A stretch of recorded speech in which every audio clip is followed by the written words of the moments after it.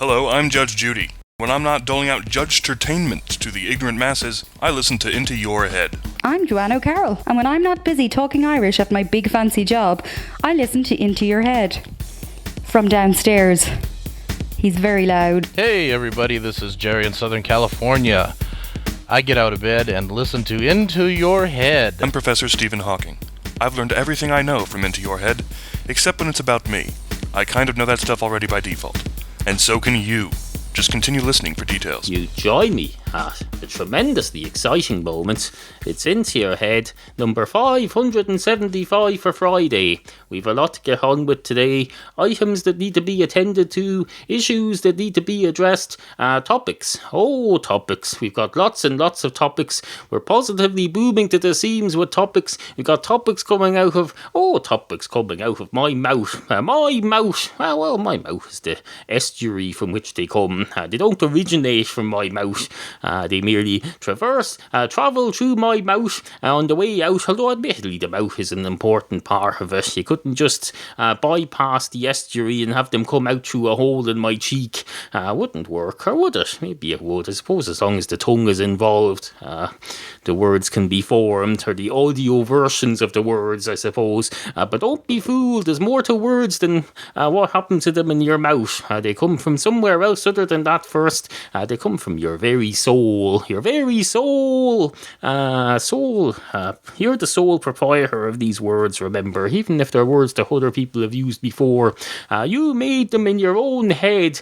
You formed them. You made those words what they are today. Without you, they'd be nothing. Those words would be nothing. They'd be lying on the streets. Unwanted, sitting there with their pet dog, trying to catch a stray cat to adopt as a pet. Of course the cat won't. A cat won't be stupid enough to befriend them. No, so they get a dog instead. Everybody who's homeless gets a dog. A dog. Absolutely fucking fantastic. Dogs are one of the finest human beings known to man. I prefer cats though. I much prefer cats. I no longer have dogs. I did have a dog at one point. The dog. But no, now it's just cats. It's cats all the way for me. Cats from here to the other end of the house. I've just spent the last 10 minutes trying to get Bowsy the second out of the studio. He decided to go outside the window onto the little roof that's outside my window, and he wouldn't come in, and I couldn't just lock him out. You can't just lock a cat out on a roof, because people will look at you, especially if it's on the front of your house. People will say, look, they've locked their cat out on their roof. A cat is too moronic to get down from a roof of their own accord, they'll think, because they're morons. So no, you have to get the cat in and out through the studio door and then close it, which I finally done, so we can finally get going with today's show. Hello. Into Your Head. Once upon a time, there was a dog called, it was just called Dog. It didn't have a name. You don't get a name until you get adopted, and this dog was sure as hell not adopted. No, he was roaming the streets like a loser. Well, not just like a loser, he was a loser.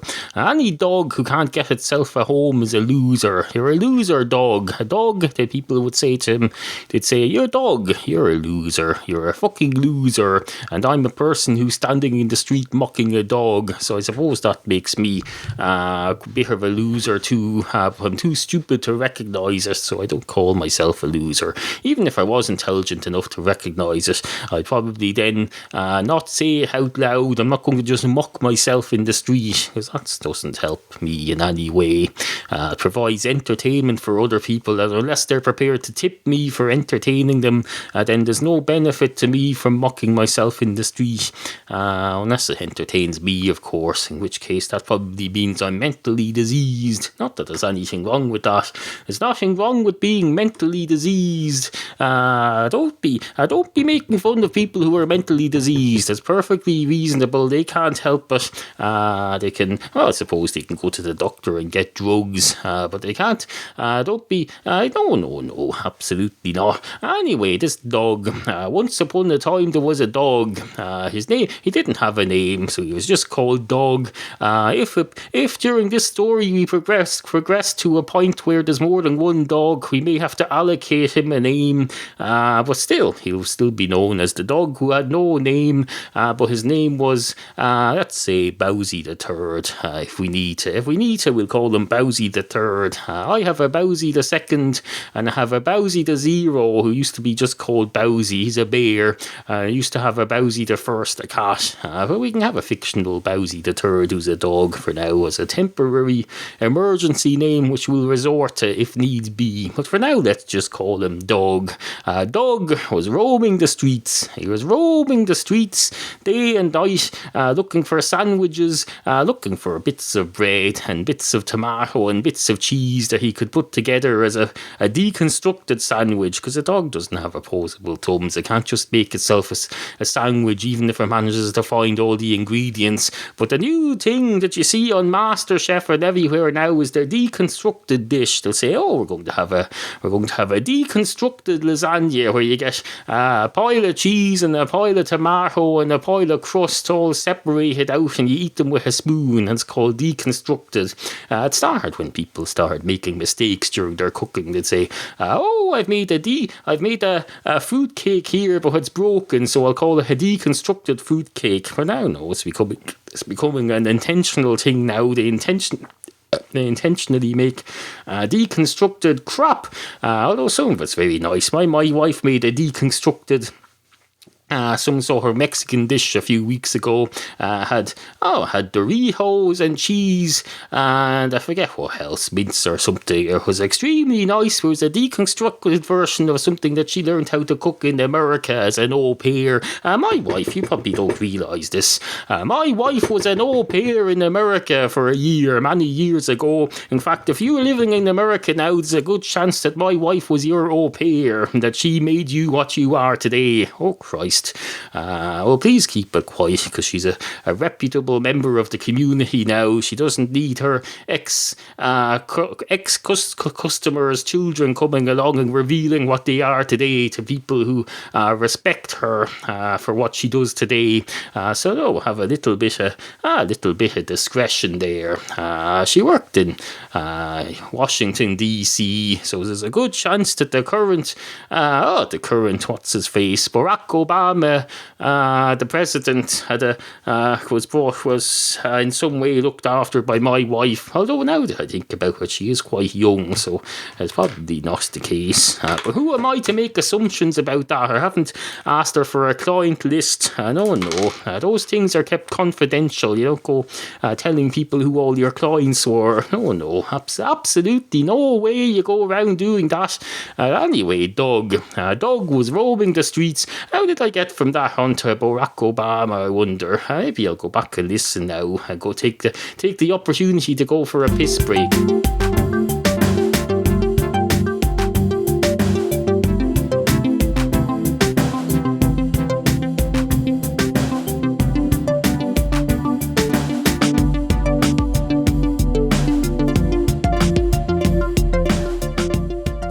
Anyway, as I say, once upon a time there was a dog called Dog, referred to as Dog, rather, not called Dog. Although I suppose if you're referring to something as a dog, you're calling it Dog. That's pretty much the same thing. Could there be a difference where you refer to something, I suppose if you refer to it when it's not there as Dog, and then you call it something else to its face, that's what you might use that for. But it's probably a better way of expressing that situation, rather than just saying, oh, I refer to him as Dog, but I call him something else, whatever it is. I don't know. Now, let's not get bogged down in issues of the English language here. There are plenty of other podcasts that do that. If you want a podcast about other stuff, I'm pretty sure that there's podcasts about the English language and problems with it. But if a language is so flawed that you have to have podcasts dealing with the inherent problems in using it to discuss a dog, then I would say that language is of no use. It's fatally flawed. We should stop using English immediately immediately.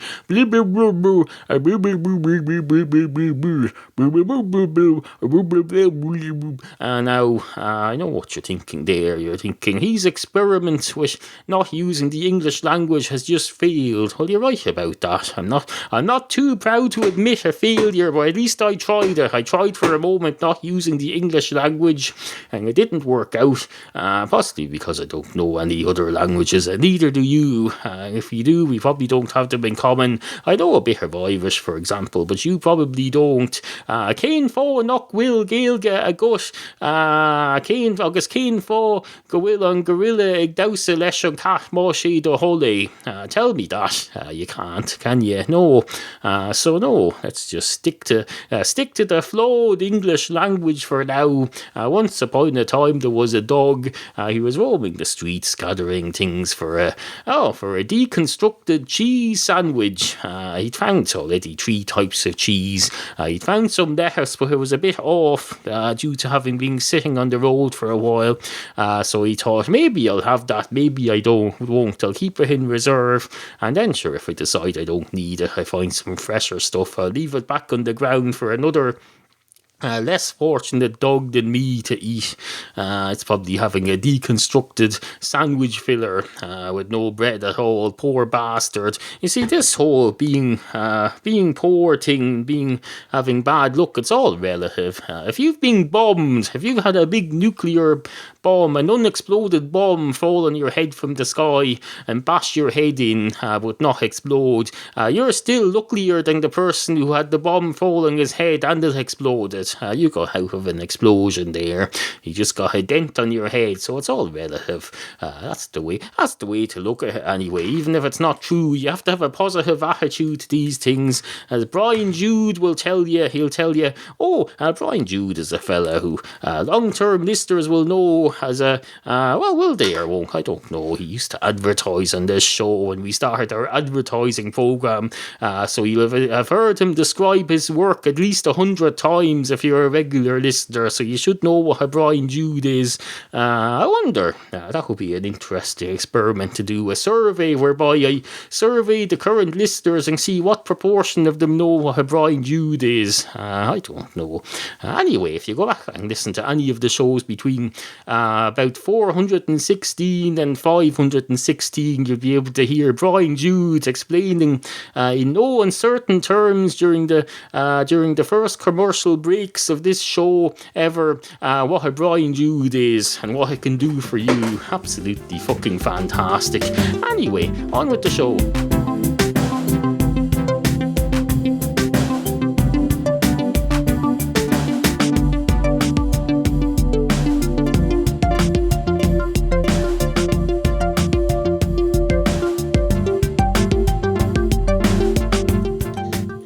So as I was saying, this dog was going around roaming the streets, gathering up bits for a deconstructed sandwich, or maybe for can you make an undeconstructive sandwich where you get all the, I suppose that's what it is. If you gather up the ingredients, the second-hand ingredients from leftovers, and you form them into a sandwich, that's an undeconstructed sandwich. Although if they're from different sandwiches, I suppose no, you're not reconstructing the sandwich, you're I don't know, let's not get bogged down in that. Anyway, the dog happens to overhear a man talking to someone and saying, excuse me a moment, I need to go see a man about a dog. And the dog, never a fella to turn down a business opportunity or a chance to get himself out of this rut, because despite being a loser, he's quite determined to get out of being a loser. So he goes up to the man and he said, hello, I heard, excuse me overhearing, but you are talking at 8,000 decibels, so I think it's understandable. I heard you say you needed to see a man about a dog. Have you ever considered cutting out the middleman? Because I'm a dog, you could just see me. Do you want to see me? And the man says, what do you mean see you? I'm not a frigging pervert. Why would I want to see you? And the dog says, well, you want to see a man about a dog. Why don't you just come come to me, or is there a particular dog you have to see him about? Can you not just, if you need a dog, I'm your man? And the man says, well, if you're a man, you can't be my dog. I'm not gay. I don't want a man dog. I want a dog. Preferably male, but I certainly don't want a man as my dog. That would be, maybe just because you pass me talking in the street saying I want to see a man about a dog, that doesn't necessarily mean automatically that, well, you know yourself. Anyway, I'm interested to see what your response is going to be to this, because now that I think about it, you seem quite an unusual dog. You're able to hold up a reasonably intelligent, albeit flawed conversation with me. So what's your response to this going to be? And the dog says, my response to this is going to be, oh, look, there's an email. Your Amazon.co.uk order has shipped. Today, Carstone Technology Company Limited shipped items in your order placed, blah, blah, blah.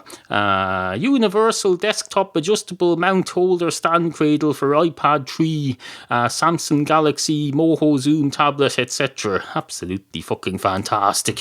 The dog says, if you would like to help out this fine show that now comes out like clockwork at midnight every Monday, Wednesday and Friday morning, just do all your shopping through my links. Go to intoyourhead.com. Every time you're going to buy anything on Amazon UK or Amazon.com or Amazon Canada, and let me know if you want me to add any other Amazons incidentally, just go through my links to Amazon, then search whatever it is you're going to buy and buy it as normal, and Into Your Head gets some money out of that, but it doesn't cost you anything extra. Absolutely fucking fantastic. Anyway, my response to this man that you're so fascinated about is going to be nothing, because I don't respond well to pressure. You're putting me under pressure now. You're making me self-conscious about what my response is going to be. So my response is going to be to collapse in a heap here. Except it's not, because I'm expecting that, so I plan for this. It's like when you have a stutter, but you learn to live with it by being aware of it, and you manage to control it. I've seen documentaries about this, the dog says. So I'm aware that I'm about to collapse in a heap under pressure, so I'm not going to now. So I think that in itself is quite impressive for a dog, wouldn't you say? The man would say, I suppose I would say that, yes. Although a dog who has worries to the level where he can be about to collapse in a heap is not really a dog who I need as my best friend, frankly. I've enough people in my life who are like that. I need a happy-go-lucky dog. A happy-go-lucky dog. And the dog says, oh, you mean you want a moron for a dog? That's why you want a dog who thinks everything is fine. He goes around going smiling his head off all day, except it's not even a real smile. Animals don't smile. Absolutely fucking weird. They don't fall for that. You're better than that, man. You need a dog like me.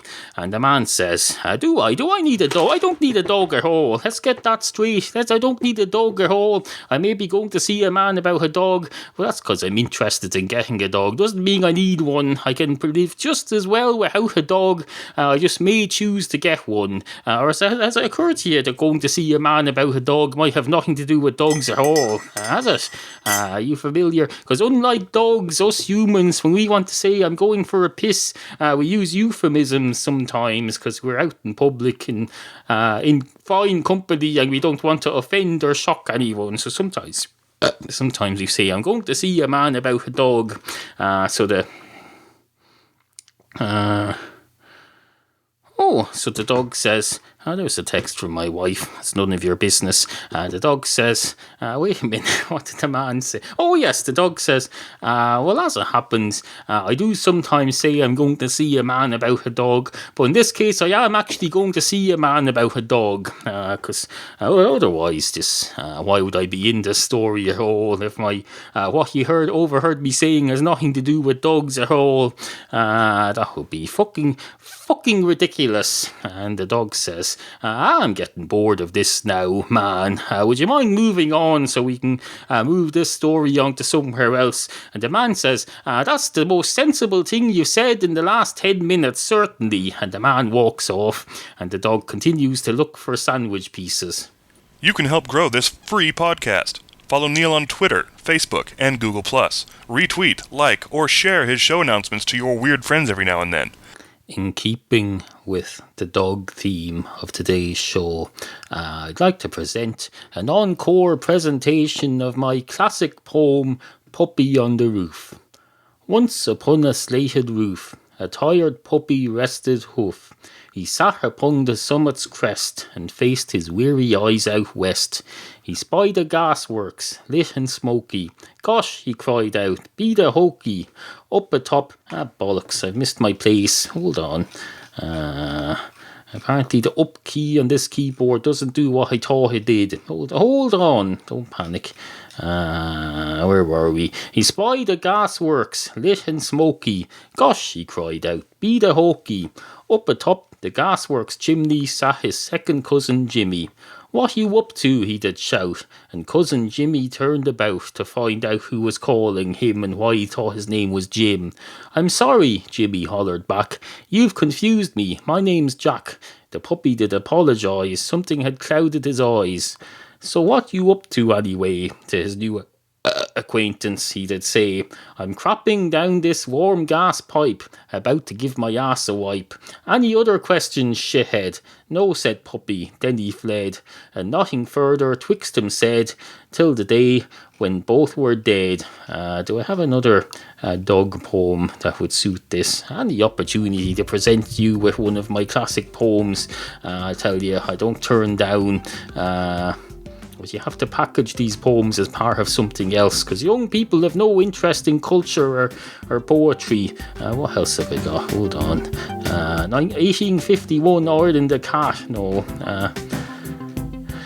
Let no man ponder. No, I wandered lonely as a wasp. No, I've nothing else dog related at the moment, so I suppose we'll go back to the meat of today's show. There's still more to come on Into Your Head. Hello, my name is Dustin, and I actually have my own show. On Mondays, GMT, 8 p.m. until 10 p.m., I'm on Scooter Forums Radio with Tipper's Top Tracks, where I will play music and say words. Go to intoyourhead.com/Dustin to see things and hear things and crap. Good lord, why would anyone want to do that?